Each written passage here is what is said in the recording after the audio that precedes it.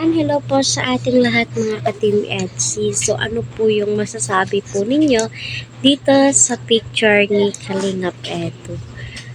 So kung nakaganyan po si Eds, mapapansin nyo na magkahawig po sila ni Beyonce. Ika nga nila, kapag magkahawig daw ho, sila daw ho yung magkakatuluyan.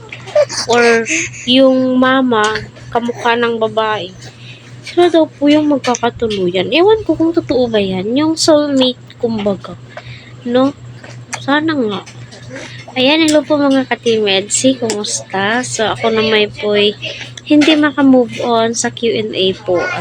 Kasi nga, kita po natin at ramdam po natin yung mga answer po nila ay totoong-totoo po sila sa isa't isa. Ramdam mo na honest po sila direct to the point yung mga sagot ni Kalingap Edu. At gayon na din po si Beyonce. So ano ba yan, Edu?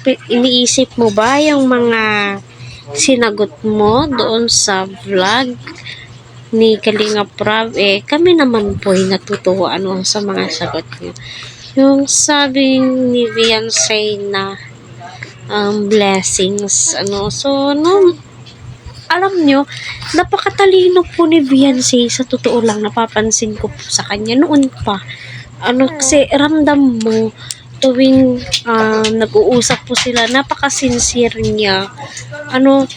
Punto por punto, kumbaga. Although di po niya nasasabi agad kasi nangunguna po yung ngiti niya, nangungusap po yung mata niya. Ganun pa man, ramdam po natin na totoo po siya. Kaya, ay naku, ewan ko na lang po. So, sana nga po, mas higit pa doon yung mga nararamdaman po natin, as a viewers, nararamdaman po natin para sa kanila, diba? Kasi nga, nakakatuwa kaya yung mga ganun, diba?